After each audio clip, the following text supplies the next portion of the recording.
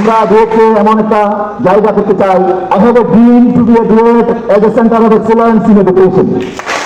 I have a dream to be a duet as a center of excellence for both culture, as a center of excellence for publication, as a center of application for innovation, as a center of application for contribution to the society, to the international levels for the betterment of humankind. Dhaka University of Engineering Technology is Kuwait. Dhaka University, দুটা শব্দ কিন্তু মিল আছে।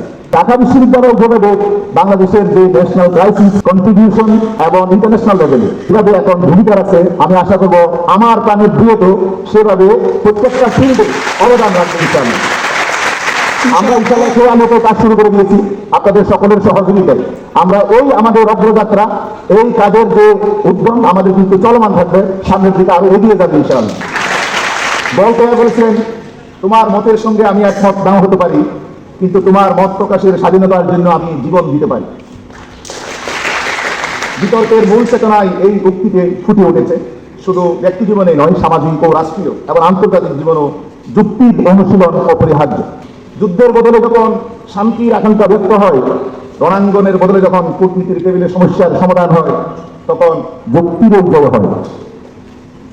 সবশেষে আমি প্রতিযোগিতায় অংশগ্রহণকারী প্রতিটি শিক্ষার্থীকে শুভেচ্ছা জানাই।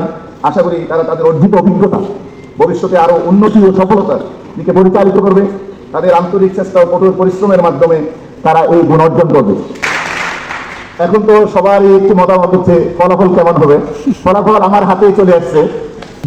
Final Farin Ahsan, she got the result 5-0 ballot. 5-0 ballot. Congratulations, Karim Ahsan, for your nice contribution, for your nice achievement. It will be continued, okay? Inshallah.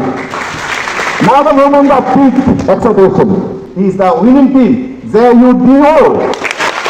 JUDO from Kaptok, Jahangirnagar University Development Organization, ballot number 32.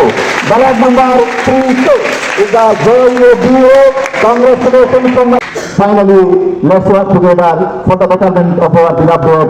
Thank you very much for cooperation. Thank you so much.